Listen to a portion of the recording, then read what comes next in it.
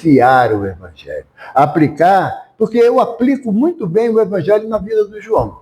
Olha, João, você está fazendo errado. Você não tem noção, não, João? Tantos anos dentro do... Continua errando na vida do João. Na minha vida, eu logo dou uma desculpa. Mas eu não sou espírito puro. Mas é o nosso objetivo, não é? É o nosso objetivo. Mas Jesus é Jesus, e o meu desejo é chegar ao mesmo patamar do Cristo. Essa é a nossa destinação. Criados simples e ignorantes, a caminho da perfectibilidade relativa. Então, eu não posso, enquanto espírita, atribuir a aplicação da doutrina na vida do outro. Eu costumo dizer que o lugar mais fácil de ser espírita é dentro da casa espírita. Agora, dentro da minha casa, com a minha esposa, com meus filhos, aí às vezes o bicho pega. Então, a doutrina, ela me traz a necessidade da coerência. Sempre falo sobre a questão da síndrome da Gabriela, aquele personagem de Jorge Amado. Nasci assim, cresci assim, vou desencarnar assim, vou voltar para um umbral assim. Se eu não mudar, vai ser uma roda permanente de ação e reação baseado na minha conduta. E a proposta do senhor Allan Kardec, no Livro dos Espíritos, o Livro dos Espíritos é muito filosófico. Mas também tem ciência, mas também tem conduta moral. Ainda entendemos a doutrina como um grupo de conhecimentos baseado em ciência, filosofia e... Não é religião. Não é. Conceito moral. Ciência, filosofia e conceito moral. O senhor Allan Kardec pegou como base do conceito moral a moral do Cristo. Kardec não traz nenhum grau de preocupação em saber se Jesus nasceu dia 25 de dezembro, em Belém ou em outra cidade qualquer, em qualquer outro dia. Se Maria era virgem quando Jesus nasceu ou não. Se foi uma concepção do plano espiritual superior ou não. Tudo isso é irrelevante. Agora, amar ao próximo como a ti mesmo é de essencial necessidade para caminharmos sobre a terra. Se teu irmão te injuria, te calunia, deseja o teu mal, enfia a mão na cara dele? Não, ora por ele. Essa proposta é de um autocontrole que a gente passa a exercer gradativamente, que tenham certeza nos livra de inúmeras problemáticas. Porque o bateu, levou, que a gente acostumou a ouvir na nossa infância, na juventude, nos trouxe muitos dissabores. Porque quando era um mais fraco do que eu, que me batia, era molinho de revidar com ele. Mas quando era um mais forte, a coisa ficava feia para o meu lado. A proposta de Jesus é o oposto da agressão. É a oração para que você acalme. Não é acalmar o outro. Eu não vou rezar porque o João é maior do que eu, para ele não ficar calminho. Não, é para que eu me acalme e não entre no revide, que é o mais natural.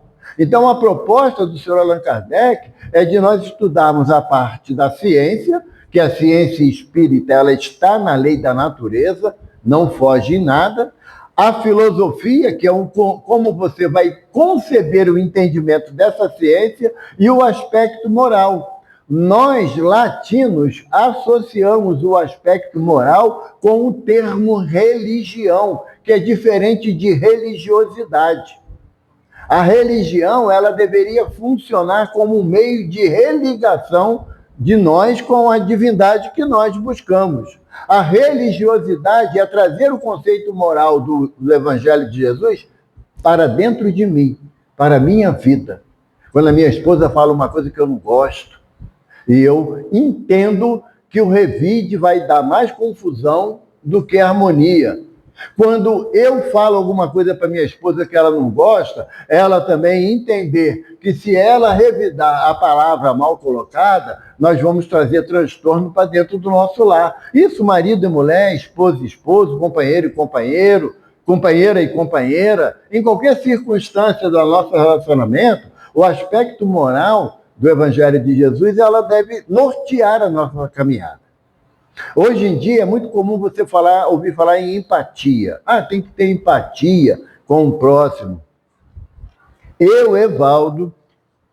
Evaldo Raia, tem uma dificuldade muito grande da empatia que é colocada no meio social. Muito grande. Quando você vai conversar com alguém que teve a dor de sepultar o corpo de um filho, você jamais vai saber o que aquela pessoa está passando. Eu sei o que você está sentindo. Mentira. Impossível. Cada um encara suas dores de forma particular. Quando você vai conversar com alguém que tem um filho envolvido em drogatização, é muito difícil, eu sei. Não sabe. Não sabe. Mesmo que você tenha um filho que passe pela mesma dificuldade, mas você entende de uma forma e o outro entende de outra forma. A empatia, muitas das vezes, é colocada como uma forma de não se envolver. João chega perto de mim e fala assim, poxa, eu estou com um problema sério aí. João, também tem meus problemas, depois a gente conversa. A empatia tem sido colocada dessa forma. Empatia, para mim, ela tem que ser baseada no ensino de Jesus, que é a maior demonstração, um ser mais empático que já passou pela terra. Fazei ao vosso semelhante aquilo que gostaria que lhe fosse feito. Aí é empatia. Aí é empatia. Alguns anos atrás, um amigo meu, a esposa dele desencarnou, começaram a namorar aos 14 anos de idade. Ela desencarnou aos 60. E ele foi a primeira namorada, a primeira noiva, e casou com ela, tiveram 3 filhos, ela desencarnou, e eu, no velório do corpo dela, não foi no velório dela não, tá? No velório do corpo dela. A gente tem que mudar a linguagem também da gente. Fulano morreu, o enterro dele vai ser amanhã. Coitado. Não, você vai enterrar o corpo dele amanhã. Ele, graças a Deus, vai seguir a sua jornada. Mas no velório do corpo dela, eu cheguei, fui falar com ele, dei um abraço nele e fiquei em silêncio. Ele falou assim, Evaldo, tem 30 pessoas aqui da casa que nós frequentávamos à época. Ninguém me abraçou. Só falaram, olha, a vida é assim mesmo, nascer, crescer, um dia partir, ela não morreu, ela continua viva. Evaldo, tudo isso eu sei, eu só queria um abraço, sabe? Então a empatia, você chegar perto de alguém que está sofrendo, a dor dele. Ainda não inventaram um dosímetro para avaliar dor, não inventaram. Então você chegar, dá um abraço, um olhar fraterno, conte comigo. A gente tem um medo dessa palavra, né? Conte comigo, vai que a pessoa peça.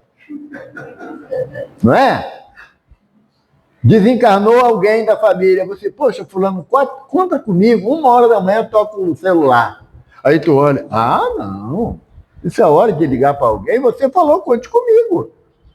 O sentimento de empatia tem que estar relacionado a essa frase do Evangelho. Fazer ao próximo aquilo que gostaria que lhe fosse feito.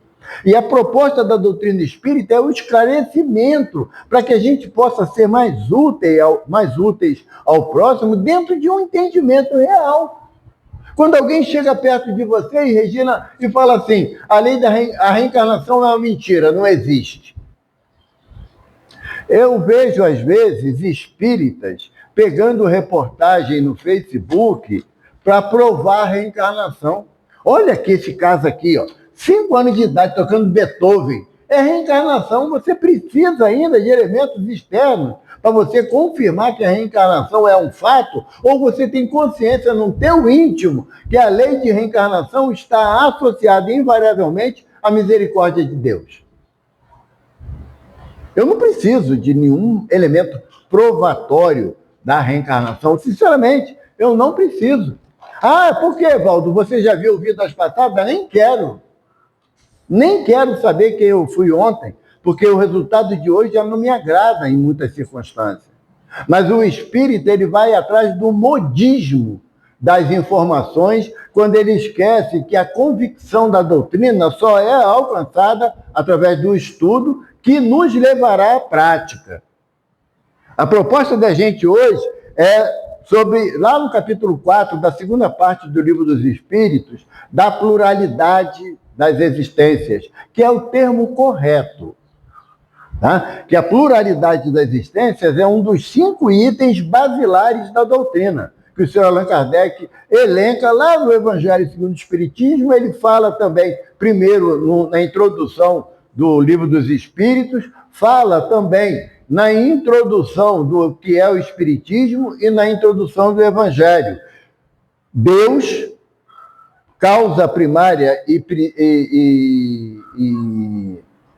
inteligência suprema, é o primeiro. Segundo, a pluralidade das existências, comprovando a misericórdia de Deus. Terceiro, a comunicabilidade com os espíritos como sendo um fato normal e não estabelecido pela doutrina. Terceiro, a pluralidade dos mundos habitados. E quinto, a busca permanente pelo progresso moral ou a progressão dos mundos. Esses são os princípios basilares da doutrina.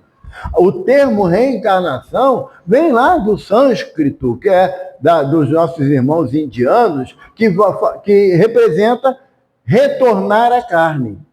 Mas só que a visão, tanto hinduísta quanto a visão egípcia, era um pouco distorcida pelo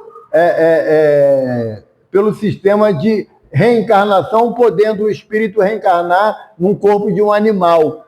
Até hoje, na Índia, tem essa credibilidade. Por quê? Porque se você agiu de uma forma indevida nessa existência, na outra existência, se você só fez cachorrada, tu vai vir latindo na porra. Agora, se você foi um docinho de coco, vem um gatinho. E aí, sucessivamente. Então, os espíritos dizem a Kardec que o espírito não retrograda em relação à sua condição de espírito. Ele pode retornar em condições sociais diferentes, mas de intelectualidade, não. Não há meios de a gente... terminou essa existência, na próxima existência...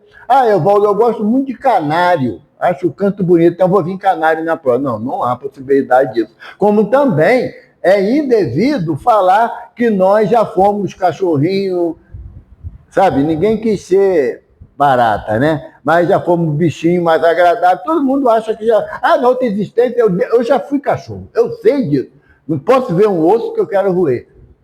Não é verdade, tá? Isso daí não é verdade. A questão da evolução, do progresso do princípio inteligente, ele vai passar. Leon Denis fala com muita propriedade para a gente, no Invisível. Ele diz que o homem dorme no mineral, se agita no vegetal, sonha no animal e desperta no hominal.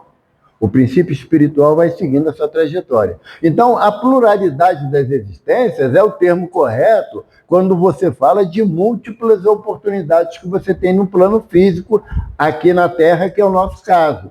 A palavra reencarnação é utilizada, é aceita, mas é de origem hindu, adaptada lá pelos egípcios, e um sábio da antiguidade grega que faz um tratado sobre reencarnação, mas também na visão da metempsicose, que é a transmutação do princípio inteligente em diversas formas, no plano material, inclusive dos animais. Então, Kardec, os espíritos vêm derrubar essa teoria em relação à metempsicose, classificando como pluralidade das existências. E aí, na primeira pergunta que nós abordaríamos, são só 222 perguntas, 221 perguntas. Tem tempo, né, Mauro? Já tem tempo. Tem tempo, né? Tem janta hoje aí? Dá, viu? Eu gosto de dirigir de casa assim. Ele diz lá na primeira, na 166, como pode a alma que não alcançou a perfeição durante a vida corpórea acabar de depurar-se? Sofrendo a prova de uma nova existência simples. Sabe? Simples. A gente, às vezes, cria sistemas mirabolantes para explicar, quer trazer atitudes de crianças que não se coaduna com o nível intelectual dela, dessa existência, para provar a reencarnação. Não, a reencarnação não precisa de prova externa. A maior prova, a maior característica da reencarnação sabe qual é? É uma coisa simples pra caramba. Qual é o teu nome, irmão? Gerandro. Geandro. Eu nunca escolho nome fácil. Eu estou acostumado. Você começou a andar provavelmente em torno de 1 ano de idade. Provavelmente, certo? João, você não, você com 15, né? 14. Sozinho, já estava grandinho já. Dentro de casa. Por quê? Como é que você sabe? Por exemplo, isso aqui, Neandertal, né? Espírito de outro planeta, primeira existência aqui na Terra, em outro planeta não tinha necessidade da locomoção física. Como nós temos essa necessidade, nós que somos normais, não é o João. Tá? O único ato normal da vida do João foi casar com a Patrícia. No resto, ele não perdeu a linha. Mas o fato de da criança aprender a andar denota que o espírito já trouxe essa habilidade de experiências anteriores. O de falar também. Então, uma característica, Valdo, qual é a prova que você tem da reencarnação? O fato de eu ter aprendido a andar com 1 ano e aprendido a falar com 4. Estou quase igual tu. Quase igual você. Mas, então, são atos autônomos que nós temos que caracteriza as experiências anteriores. Agora, quando se trata em progresso, está falando do espírito. A progressão moral não se associa à questão física, mas à questão espiritual. Por isso que os espíritos falam, a necessidade é de reencarnar-se de novo para depurar-se. Evidentemente, nós sabemos que nós, espíritos habitantes do planeta Terra, nós estamos aqui amassando barra há bastante tempo. Mas não, já fizemos um progresso tecnológico bastante consistente, mas não progresso moral ainda. E a gente costuma fazer uma avaliação do progresso de uma pessoa pelo aspecto intelectual. Haroldo Dutra Dias estava lá. Gente, não vai dar para fazer nem a segunda. Mauro fala muito. É um bom menino, mas não é, Mauro? Fala muito. Eu sei. É por isso que assim, afinidade, tem logo, tem. Mas o Haroldo Dutra Dias, ele fazendo um ciclo de palestra na Finlândia, ele fala que, estando lá na Finlândia, ele foi passear com um casal que hospedava ele, chegou no metrô, o metrô não tem catraca. Tem uma caixinha, assim, escrito lá em finlandês e em inglês, né? Se você quiser colaborar com qualquer valor para ajudar aqueles que não têm condições de transporte, deposite aqui seu dinheiro. Eu falei, cara, que show, né? Foi no mercado, chegou no mercado, pegava as compras, passava lá no caixa, leitor ótico, né? Pagava e ia embora. Um posto de gasolina, pega a bomba, vê lá o valor, passa o cartão. Ele falou, gente, isso é plano de regeneração. A coisa é tão evoluída. Aí o rapaz, o casal que hospedava ele, falou assim, você está enganado. Você está enganado. Aqui na Finlândia temos um avanço tecnológico muito grande, é verdade, muito grande. Mas também temos um índice de suicídio absurdo. Porque o jovem aqui, ele não precisa estudar para conquistar uma profissão, porque tudo aqui ele tem de graça. Tudo. Escola, faculdade, médico, comida, tudo de graça. Ele não tem nenhuma necessidade de conquista íntima. E aqui, a média de suicídio por mês é de 350 pessoas, incluindo crianças. Incluindo crianças. Então, o avanço tecnológico não está intimamente associado ainda ao avanço moral. E nós precisamos, por isso que nós somos espíritas, porque precisamos incutir no nosso íntimo o progresso moral. Sabe? A aplicação do Evangelho no nosso dia a dia. Kardec pergunta na 171, em que se funda o dogma da reencarnação? Evaldo, o Espiritismo tem dogma? Tem. Porque o dogma é uma afirmação científica que pode ser contestada. O dogma religioso é diferente. O dogma religioso, instituído pelos nossos irmãos da Igreja Católica, é algo que não cabe questionamento. E se você questionar, tu vai para o inferno. A doutrina espírita tem o dogma num aspecto científico. Evaldo, eu não concordo com a reencarnação. Tem o seu direito. Não tem problema nenhum quanto a isso. Mas quando você desencarnar, você vai ver que a reencarnação é uma necessidade. Não há meio de você querer comprovar a alguém agora que a reencarnação é um fato. A pessoa não aceita, tudo bem. É um direito dele. Certa vez, numa mesa mediúnica, um espírito dando comunicação através do médium, o espírito perguntou assim, o que é isso aqui? Aí o dialogador esclareceu, uma reunião de caridade, uma reunião mediúnica, onde os espíritos vêm comunicar-se conosco. Aí o espírito falou assim, eu não acredito em espírito.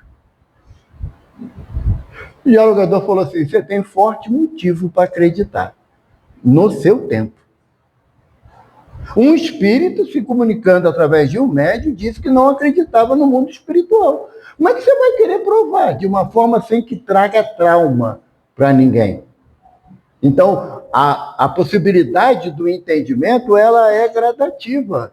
Kardec fala para a gente lá na Gênese que o objetivo da doutrina não é angariar prosélitos. Não adianta você ficar ali na rua com a placa, reunião espírita e uma seta luminosa apontando para cá. Não é esse o objetivo da doutrina. É quando alguém chegar aqui no portão chorando, você abraçar e acolher o irmão. Aí ele vai falar assim, eu não sei o que é ali, mas ali eu recebi o acolhimento que eu precisava no meu momento. Tá? Então, a justiça da reencarnação, ele fala que na justiça de Deus e na revelação, pois incessantemente repetimos, o bom Pai deixa sempre aberta a seus filhos uma porta para o arrependimento. O processo da reencarnação é uma representação da justiça de Deus, porque nós, quando destituídos do corpo físico, a gente entende o quanto de erro praticamos. A simbologia do filho pródigo que Jesus nos traz, né? Que Jesus coloca que o rapaz saiu de casa levando toda a sua fortuna, a parte que ele cabia na fortuna, e ele desperdiçou tudo com mulheres, com bebidas, né? Ou com homens e bebidas, porque o sentido dá no mesmo, né? E quando nada mais tinha, do que ele sentiu vontade de alimentar-se? Das bolotas que eram dadas aos porcos. É realmente o último degrau da nossa falência moral. Então, qual é a proposta do Evangelho? Eu vou voltar para a casa do Pai. E o Pai estava com a porta aberta, como Deus está para conosco, tanto que abriu essas portas aqui para nos acolher. Não é porque a gente é bonzinho, bonitinho, maravilhoso. Não, é o oposto disso. É porque a nossa necessidade é de tamanha monta que a gente precisa se agregar no local onde a espiritualidade que nos assiste, que nos amparam, eles constantemente renovam o nosso desejo de lutar. Para a gente vencer, não um oponente externo, mas vencer a nós mesmos. Kardec pergunta também sobre a questão da encarnação em diferentes mundos. Eu acho interessante, sabe, Angélica, quando algum espírita fala assim, eu tenho vontade de ver um ET, olha para o lado, vai para o espelho, porque nós somos espíritos imortais, transgressores da lei, que vamos constantemente indo de um planeta para outro, num progresso que nos é destinado. Nós não somos habitantes, nós não somos terráqueos, nós somos espíritos imortais, cidadão do infinito. Então, hoje, nessa existência, nós estamos abrigados aqui na Terra. Eu tenho um amigo, sabe, o Mauro, um filósofo muito conhecido em Jacarepaguá, Miguel Labolida. Eu falo o nome dele, que ele não vê minha palestra mesmo, né? Mas eu falo. O Miguel, ele fala para a gente que o nosso passaporte espiritual já está na 5ª versão. E todo carimbadinho, cada carimbo daquele é existência em planos diferentes. Porque nós migramos de um planeta para o outro de acordo com a nossa necessidade evolutiva. Evaldo, mas no outro planeta é pequenininho, cabeção, verde, com 2 antenas na cabeça? Eu não sei, não fui lá. Eu não sei. Eu prefiro dizer que não sei. Porque se eu lhe falar que eu não lembro, aí dá uma ideia de que eu quero lembrar. Eu prefiro que não sei. Porque a nossa possibilidade de... Nós não começamos a nossa trajetória como espíritos imortais aqui na Terra, não. Tira cavalinho da chuva. Porque a ciência humana diz que o início da trajetória do Homo sapiens sapiens ocorreram há aproximadamente 200 mil anos atrás. E há cerca de 20 mil anos atrás, implementou-se um progresso tecnológico de maior avanço para todos nós. Há 200 mil anos atrás, a gente andava ainda nas cavernas, tá bom? A gente sabia o que era o fogo, porque queimamos a mão, mas ainda não sabíamos produzir o fogo.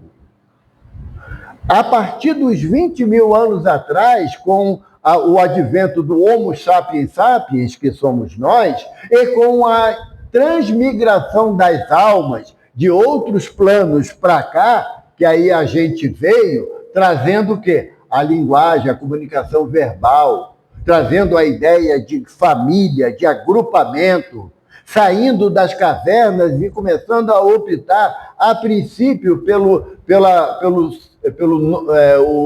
a situação do nômade em busca de alimentação, que depois entendemos que era melhor se estabelecer numa área.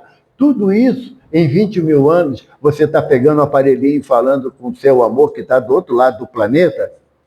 Não dá para justificar o avanço tecnológico que nós já alcançamos para iniciando a nossa trajetória aqui na Terra.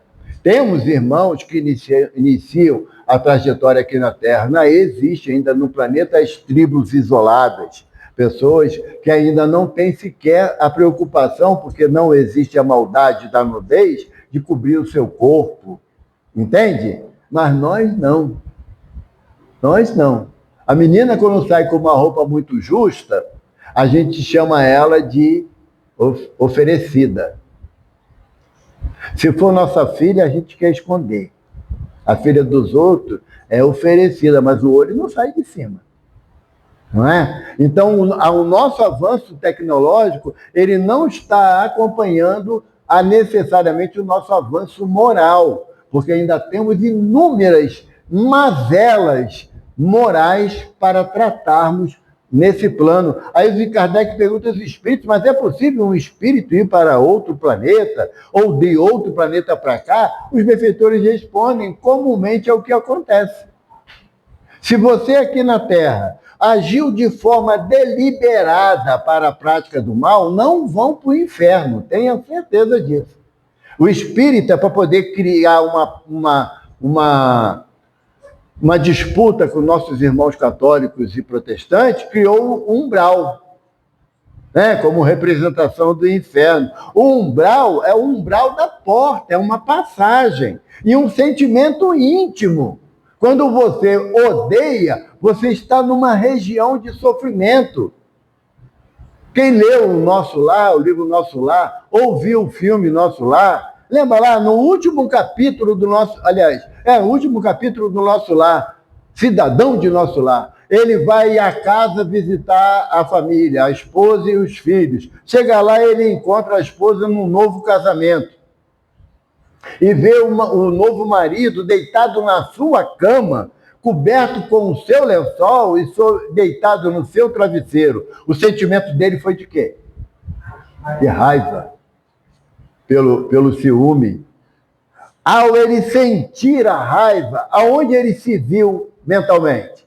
De volta no umbral. Então, o umbral, ele é aquilo que eu penso, da forma que eu sinto, não um lugar estabelecido. Sabe? Ah, não, você passou dali e está no umbral. Não, não é assim que a doutrina nos esclarece. Também não existe aquele céu de beatitude.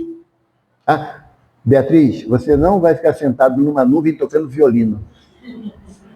Não vai. Tu é magrinha, dá até para ficar. Eu aqui não faço. Tá? Não há. Se não há o inferno, também não existe o céu. Emmanuel fala que não existe o céu de condutas imerecidas. Então, a proposta nossa da pluralidade da existência em diversos mundos é que se você sair daqui e for para um planeta onde não exista mais a fome, a inveja, o orgulho, a vaidade e a prepotência, você está onde? No céu. Não é? No céu. Eu queria tanto que a Terra progredisse. Ué, por quê? Não, porque aqui na Terra tem muito egoísmo. Muito egoísmo. Você é egoísta? Eu não. Deus me livre. Eu não sou egoísta. Não, mas outra coisa, o que tem no mundo mais evoluído? Não tem orgulho. O orgulho lá não existe. Você é orgulhoso? Não, tem um gênio forte. Sabe? Eu tenho uma opinião forte. Então, a gente sempre acha que o outro, a Terra não melhora por causa do outro. Não, porque tem... Olha, viu no noticiário, o rapaz assaltou e matou o chefe de família? Então, ele vai para o inferno. Eu, que não assalto nem mato ninguém, eu vou para o céu. Aí a gente fala igual um amigo espiritual, para o céu da boca da minhoca. Entende? É o céu mais perto que o Evaldo vai. Por quê? Porque a questão da transmigração da alma, ela está associada à minha necessidade evolutiva. Se você acha que você não rouba, não mata, não deseja nada do próximo, se você honra seu pai e sua mãe, seus problemas acabaram, não, isso é a organização Tabajara, lembra disso, antigamente? Né? Não, para que você possa almejar estar em algum lugar melhor no futuro, é amar a Deus sobre todas as coisas e ao próximo como a ti mesmo. Estes são os 2 mandamentos que reúne toda a lei e todos os profetas, como Jesus fala para nós. Então, a proposta da gente de caminhar nessa terra, ela está estabelecida na minha mudança íntima. Não é o que eu jogo para a plateia. Não é alguém chegar aqui e falar assim, que porcaria de palestra. Meu irmão, muito obrigado. É para que eu possa melhorar, não é? Nunca mais volta aqui. Nunca mais fala assim comigo, falta de respeito. Não, isso daí é jogar para a plateia. A realidade que a doutrina e que os espíritos amigos desejam de nós é que você mude-se internamente. Na Rádio Rio de Janeiro, que eu sempre peço às pessoas para ouvirem, que é a primeira rádio espírita do Brasil, tem um trecho às 18 horas, na meditação e oração da Ave Maria, Geraldo de Aquino, que é o fundador da rádio, ele fala num trecho, o forte não é aquele que agride, que revide, o forte é aquele que escuta a ofensa e perdoa o ofensor. É o que nós temos que caminhar. É na paz do nosso íntimo, do nosso coração. Porque Jesus fala, a minha paz eu vos dou, paz que o mundo não tem para dar, mas que eu vos dou. Você teria coragem de exercer o sentimento de paz dentro do seu coração, estando crucificado no madeiro, e ainda pedir ao Pai que perdoa-os, pois não sabem o que fazem. Graças a Deus.